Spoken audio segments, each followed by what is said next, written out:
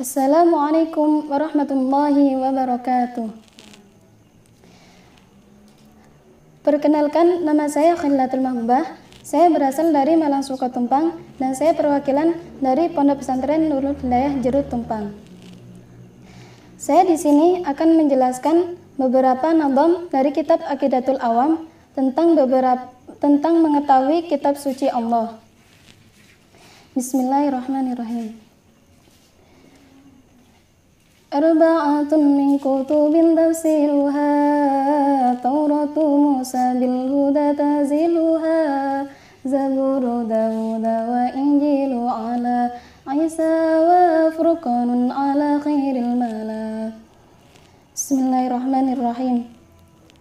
Arba'atun utawi papat min kutubin kan tetep sangking piro-piro kitab iku tafsiluha utawi perinciane papat Tauratu Musa, kitab Taurate Nabi Musa, iku bil huda, tetap kelawan go pituduh, tanziluha, tawi temurune kitab Taurat, Zaburu Dawuda, dan kitab Zaburi Nabi Dawud, wa Injilu, dan kitab Injil, ala Isa, ing atase Nabi Isa, wa Furqanun, dan kitab Al-Quran, ala khairil mala, ing atase luweh bagus-baguse makhluk. Arba'atun ada 4, min kutubin dari beberapa kitab. Tafsiluha, perincian dari keempat kitab tersebut ialah Tauratu Musa, kitab Tauratnya Nabi Musa. Bil huda, dengan membawa petunjuk. Tanziluha, turunnya kitab Taurat. Zaburu Dawuda, dan kitab Zaburnya Nabi Dawud. Wa Injilu ala Isa, dan kitab Injilnya Nabi Isa. Wa Furqanun, dan kitab Al-Quran, ala khairil mala, kepada sebaik-baiknya makhluk, yaitu Nabi Muhammad SAW. Maksudnya adalah kita sebagai orang mukallaf wajib mengetahui bahwa Allah telah menurunkan kitab sucinya kepada para nabi dan para rasul. Sedangkan kitab yang wajib kita ketahui hanyalah ada 4, yaitu kitab Taurat Nabi Musa, kitab Injil Nabi Isa, kitab Zabur Nabi Dawud, kitab Al-Quran Nabi Muhammad. Dan Allah juga telah menjelaskan dalam firman-Nya, A'udzu billahi minasy syaithanir rajim. Bismillahirrahmanirrahim. Kana an-nasu ummatan wahidah fab'atsallahu an-nabiyyina mubashshirina wa mundhirin wa anzala ma'ahumul kitaba bil haqqi liyahkuma bainan nasi fi makhtalafu fi al-ayah, yang artinya manusia adalah umat yang satu, maka Allah mengutus para nabi dan rasul sebagai pemberi kabar yang gembira dan pemberi peringatan. Dan Allah juga menurunkan bersama mereka kitab dengan benar untuk memberi keputusan di antara manusia tentang perkara yang mereka perselisihkan. Nah, kan sudah jelas dalam firman Allah bahwa Allah telah menurunkan kitab sucinya kepada para nabi dan rasul sebagai pemberi kabar yang gembira dan pemberi peringatan. Jadi, kita sebagai orang mukallaf wajib mengetahui 4 kitab tersebut. Yang pertama, kitab Taurat. Kitab Taurat diturunkan oleh Allah kepada Nabi Musa karena dalamnya terdapat petunjuk dan cahaya yang menyinari. Dan karena kitab Taurat telah diputuskan perkara-perkara orang Yahudi oleh nabi-nabi yang berserah diri kepada Allah.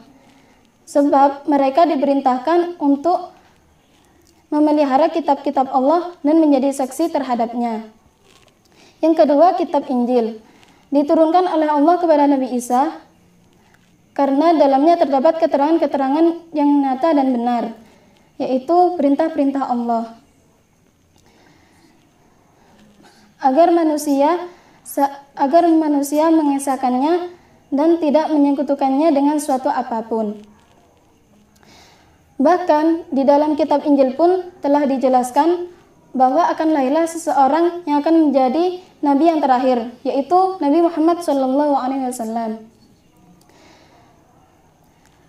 Adapun kitab Injil yang beredar sekarang hanyalah hasil pikiran alias karangan manusia, bukan dari Allah secara langsung. Seperti yang kita kenal Injil Matius, Injil Lukas, Injil Yohanes. Bahkan antar Injil tersebut terdapat banyak perbedaan. Maksudnya antar Injil yang satu dengan Injil yang lain saling bertentangan.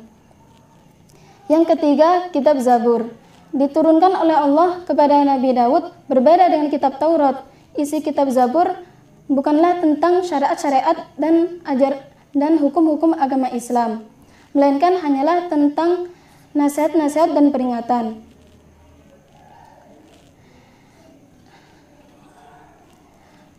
Karena pada waktu itu Nabi Daud hanya diperintah mengikuti syariat-syariat Nabi Musa.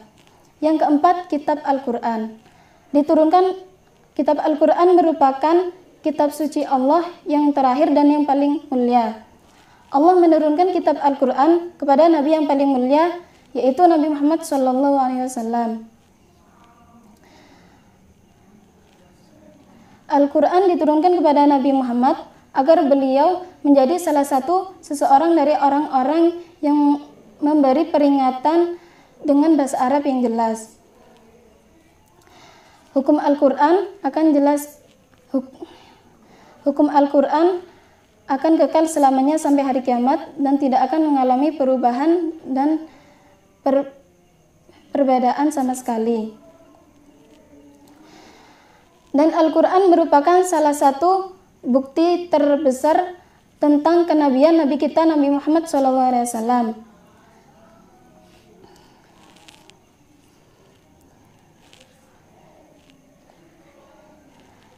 Karena Al-Quran merupakan mukjizat terbesar di antara mukjizat-mukjizat yang beliau terima, seperti mengeluarkan air dari telunjuknya, membelah bulan, dan lain sebagainya.